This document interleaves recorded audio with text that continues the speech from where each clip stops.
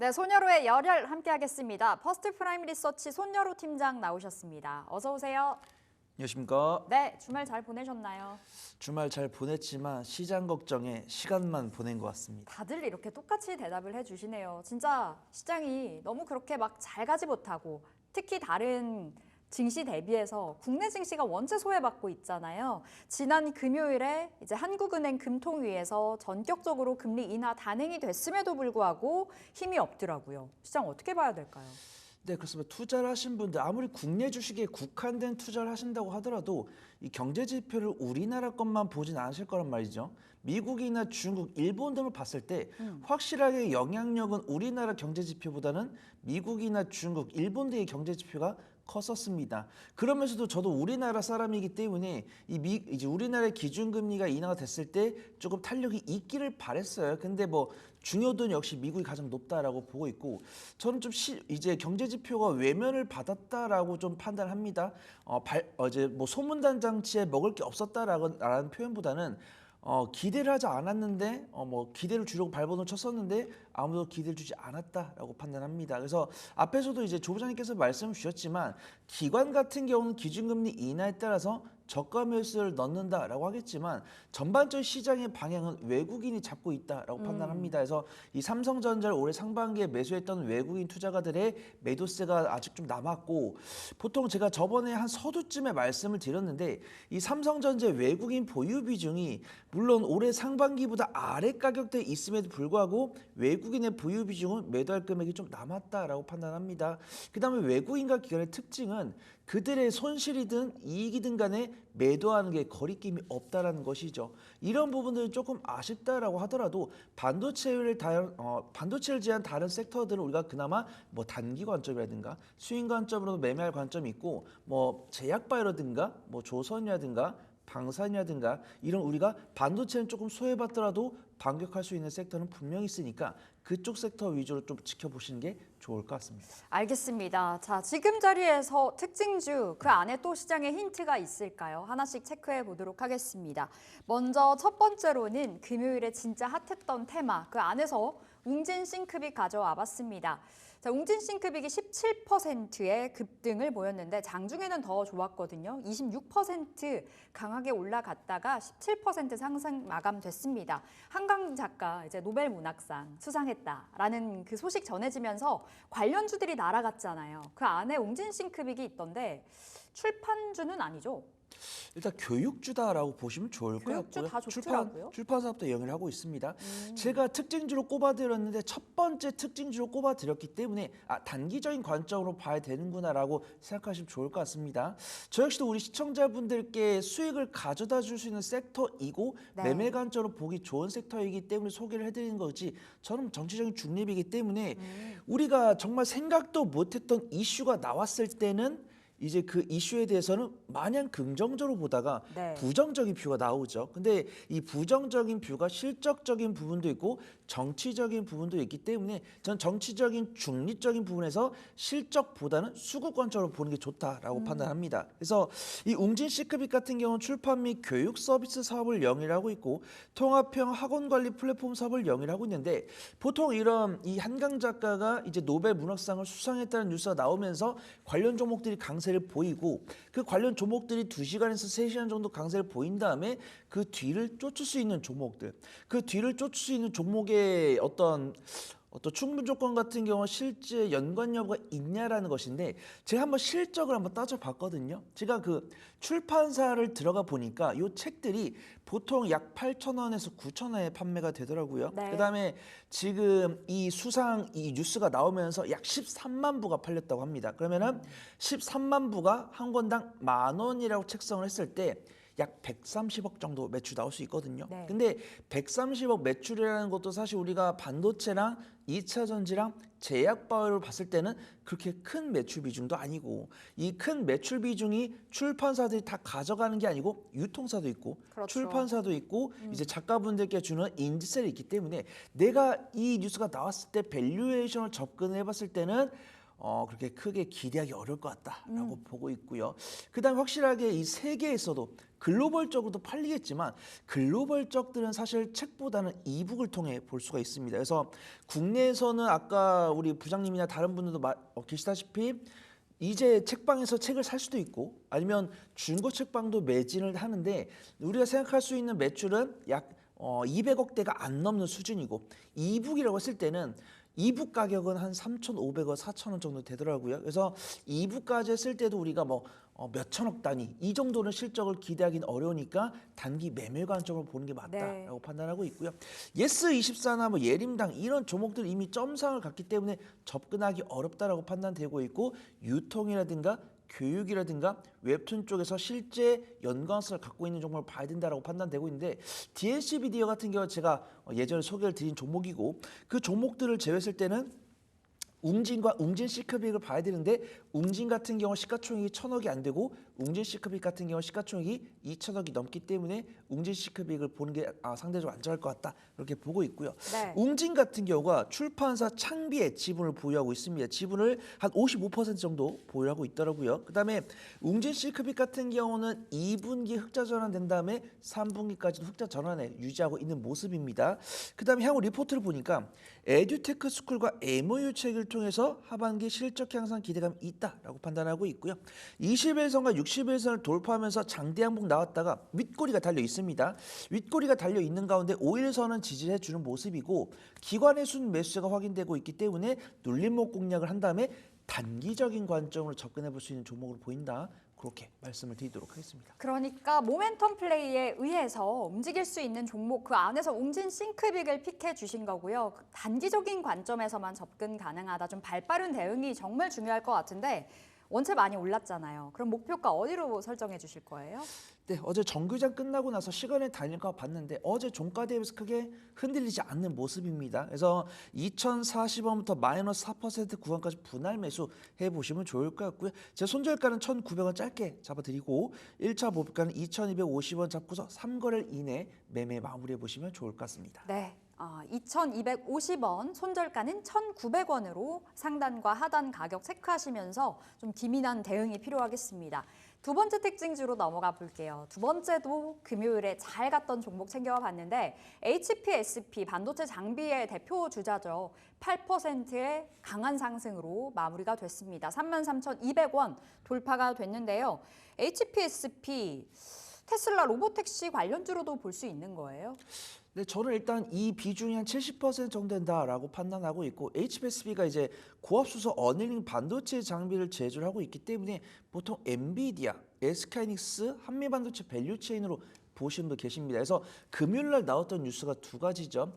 엔비디아의 이 새로운 GPU 수요가 견조하다라는 뉴스가 있고 TSMC의 월간 실적이 잘 나왔기 때문에 그 관련 있는 밸류체인이 낙수 효과를 얻을 거다라는 뷰가 있습니다. 그 다음에 테슬라가 로보틱스를 공개했을 때 이 HPSP 같은 경우는 온디바이스 AI 관련 종목으로도 분류가 될 수 있기 때문에 과연 이 종목이 저번 주 금요일은 어떤 이슈로 강세를 보였나 이 부분을 체크할 건데 SK하이닉스 같은 경우는 외국인의 순 매수가 들어왔어요. 근데 한미반도체랑 이스페타시스 같은 경우는 좀 보합권에서 움직였고 HPSP 같은 경우 플러스 8% 움직였는데 이 플러스 8% 움직일 때 분봉상 움직임이 테슬라와 연관성이 높았기 때문에 아무래도 테슬라의 로보택시 공개에 따라서 온디바이스 AI 모멘텀으로 상승한 것이 맞다라고 보는 게 맞다라고 판단하고요. 그 다음에 엔비디아 향 밸류체인 뉴스도 한 30% 이상은 영향력을 줬다라고 판단합니다. HPSP 같은 경우는 한미반도체와 마찬가지로 올해 상반기에도 견조한 실적을 보여줬고 이 HPSP가 왜 온디바이스 AI냐면 이 온디바이스 AI 필요한 전공정 장비를 납품한다고 합니다. 그래서 전공정 장비이기 때문에 웨이퍼에다가 이 회로를 그린 다음에 커팅을 해가지고 패키징을 해서 그 용도에 맞게 포장을 하는 게 중요한데 그 회로를 그리기 위한 여건을 만들기 위해 필요한 장비가 고압수소 어닐링 장비이기 때문에 이 HPSP 같은 경우 시스템 반도체 온디바이스 AI 반도체를 만들기 위한 전공정 장비 수혜를 입는다라고 보고 있습니다. 그 다음 증권사 리포트를 보니까 해외 메모리 투자 확대로나 실적 개선 기대감이 있다라고 해요. 그래서 어떤 해외 매출사인지 공개되지 않았지만 저는 뭐 한미반도체나 뭐 TSMC나 엔비디아로 생각을 하고 있습니다. 그 관련으로서 좀 수혜가 있을 거다라고 보고 있고요. 네. 저는 테슬라의 이 사이버 캡이 전기차만큼은 팔릴 거다라고 판단합니다. 그래서 내연기관과 전기차랑 자율주행 택시를 비교했을 때는 아마 이 두 부류가 가깝기 때문에 뭐 하이브리드 카나 내연기관보다는 전기차 판매만큼 이루어질 거다라고 판단을 해요. 그래서 테슬라는 좀 약세를 보이더라도 이 테슬라가 운행하기 위한 로보택시가 필요한, 물론 이 스페이스 X가 빨리 좀 상용화 됐으면 좋겠지만 이 스페이스 X가 상용화 되기 전까지는 이 자율주행 로보택시는 온디바이스 AI 구동이 중요할 것 같다라고 보고 있습니다. 이런 수혜 기대에 기관의 순매수가 들어오면서 61선 돌파하면서 점진적인 우상세 보여주고 있으니까 네. 유심히 봐야 된다 판단해 보도록 하겠습니다. HPSP 그럼 목표가 손절가 체크 들어가 볼게요. 네, 분할 매수 잘 못하시는 분들도 유심히 보시면 좋다라고 판단하고 있고요. 33,200원부터 마이너스 3% 구간까지 분할 매수 해보시면 좋을 것 같고요. 손절가는 31,300원, 1차 목표가는 36,500원 잡아보도록 하겠습니다. 1차 목표가입니다. 36,500원 목표가 챙겨가시기 바라겠습니다. 세 번째 특징주 넘어가 볼까요? 대웅제약인데요. 비만 치료 관련주. 대웅제약이 또 한 번의 신고가를 새롭게 썼습니다. 금요일에 시세가 폭발해서요. 7% 급등.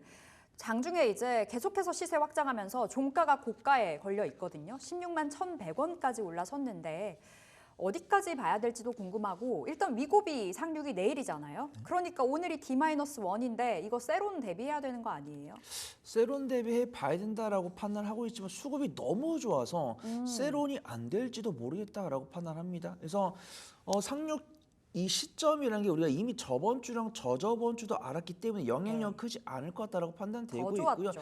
저는 그때도 뭐 D&D 파마텍이라든가 어떤 다른 비만 당뇨 치료제 소개를 드릴 때도 이 위고비 일정 우리가 너무 명확하게 알기 때문에 네. 세론 관점으로 보려고 했었는데 오히려 외국인과 기관의 매수가 들어있기 때문에 봐야 된다라고 말씀드렸고요. 우리가 원래 비만 당뇨 치료제로 알고 있지 않았지만 새롭게 비만 당뇨 치료제라고 옷을 입은 종목들이 오히려 외국인과 기관의 순매수가 크게 들어왔기 때문에 우리는 유심히 봐야 된다라고 네. 판단됩니다. 그래서 대웅제약을 이미 제약바이오 관련 종목이다라고 알고 계신 분들도 계시겠지만 저는 누누이 말씀드리잖아요. 이 투자분들의 투신 변화랑 뉴스의 발생 시기랑 연동을 시켜본다고요. 그래서 이 대웅제약이 차세대 비만 당뇨 치료제를 준비하고 있다는 뉴스가 나왔을 때 외국인과 기관의 매수세가 증가했기 때문에 대웅제약은 새로운 비만 당뇨 치료제 수혜주로 보는 게 맞다라고 판단합니다. 그다음에 이 대웅제약과 휴젤과 메디톡스가 우리가 알고 있는 보톡스 3대장이었거든요. 근데 확실하게 대웅제약가 조금 떨어진 다음에 이제 메디톡스랑 휴젤의 2파전이었죠. 그러면서 이 휴젤과 메디톡스 간의 확정 판결이 나오면서 혹시라도 대웅제약으로 불똥이 튀지 않을까 생각을 했었는데 오히려 대웅제약은 비만 당뇨 치료제 모멘텀을 얻으면서 외국인과 기관의 매수가 들어왔기 때문에 이 보톡스 매출은 나오지만 이 휴젤과 메디톡스한테 끼어가지고 손해를 보는 일은 없을 것 같다라고 판단합니다. 대웅제약이 이 CPHI라는 행사가 있습니다. 세계 최대 제약바이오 전시회고 이탈리아 밀라노에서 열리는 행사인데 이 행사에 참여해서 월 1회 비만약을 공개했고 그 다음에 팩스클루나 엠블로 등의 신약을 공개했다고 밝혔을 때 외국인과 기관이 이 뉴스를 보고서 저가 매수를 넣기 시작을 했기 때문에 대웅제약은 현 위치가 바닥이면서도 새로운 시작이 될 수 있다 판단하고 있고요. 지금 대웅제약 같은 경우는 10개월 선행포가 18.58입니다. 그래서 우리가 알고 있는 비만 당뇨 치료제 중에서 퍼가 나오는 종목이 몇 개 없는데 네. 우리가 가장 유심히 알고 있는 종목이 한미약품이죠. 한미약품 같은 경우도 12개월 선행포가 60이고 삼성바이오스나 셀트리온 이런 종목들도 40이 넘어가고 우리가 이제 실적이 나오고 있는 유한양행이나 오스코텍 같은 경우도 30이 넘어가기 때문에 대웅제약은 일봉만 봤을 때는 상당히 부담스러우지만 주가 수익별로 봤을 때는 저평가 국면에 있는 게 맞는 것 같다. 그렇게 소개를 드리도록 하겠습니다. 정말 많이 올랐다고 생각했는데 여전히 저평가라고 해석을 해주셨습니다. 지금 자리 목표가가 굉장히 중요할 것 같아요. 신고가 같잖아요. 네. 그럼 업사이드 노려본다면 목표가 어디까지도 내다보세요? 네, 우선 점진적인 우상세 보여주고 있기 때문에 16만 1,000원부터 마이너스 4% 구간까지 분할 매수 해보시면 좋을 것 같다라고 판단하고 있고요. 제가 단기 박스권 고점 부근이 15만 2천원 손절가 잡아드렸는데 추가 매수가로 잡아보셔도 좋을 것 같습니다.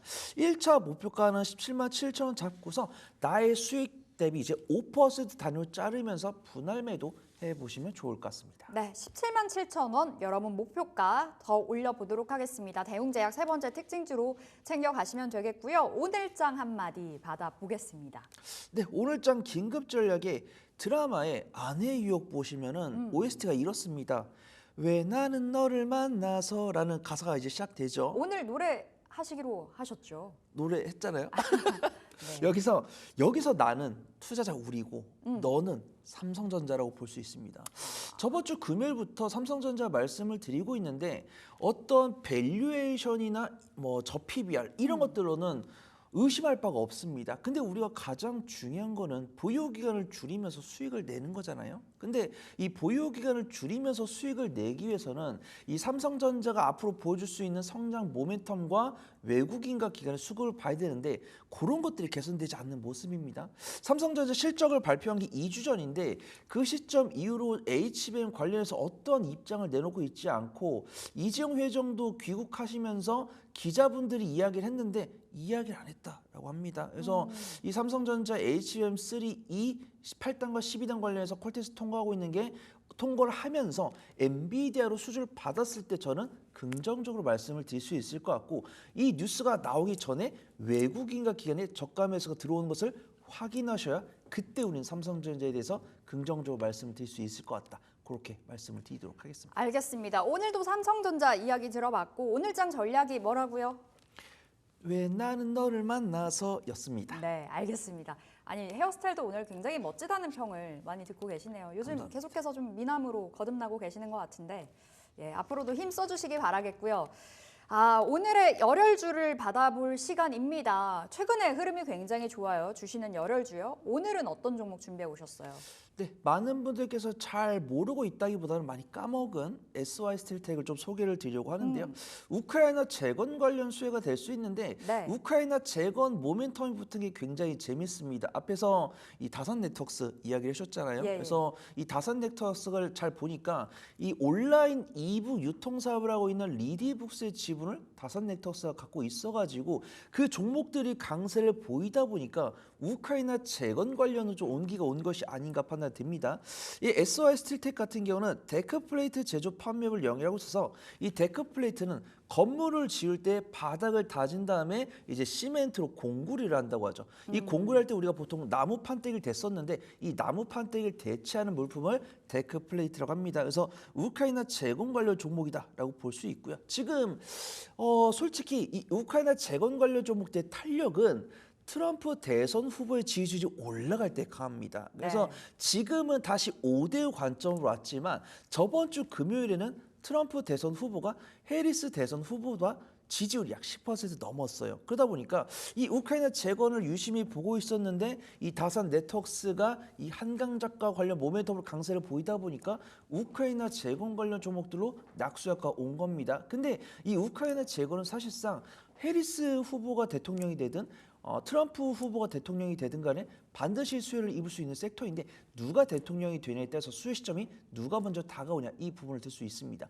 근데 공교롭게도 이 우크라이나 재건 관련 종목들이 기술적 위치가 눌림목을 만들면서도 외국인과 기관의 픽을 받고 있다는 것이죠. 그래서 시가총액 1,000억 원이 넘으면서도 흑자 기업을 유지하고 있으면서도 단기적인 변동성이 가장 강한 종목은 SY 스틸텍이고 저번 주 금요일 같은 경우 외국인의 순매수가 들어왔기 때문에 단기 관점으로 볼 수 있지 않을까 네. 그렇게 소개해드리도록 하겠습니다. 오늘의 열혈주도 단기 관점입니다. 그럼 SR 스틸텍 목표가 어디로 설정해 주실 거예요?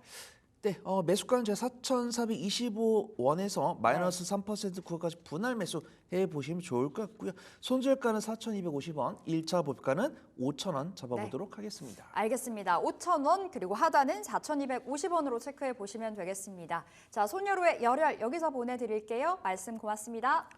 감사합니다.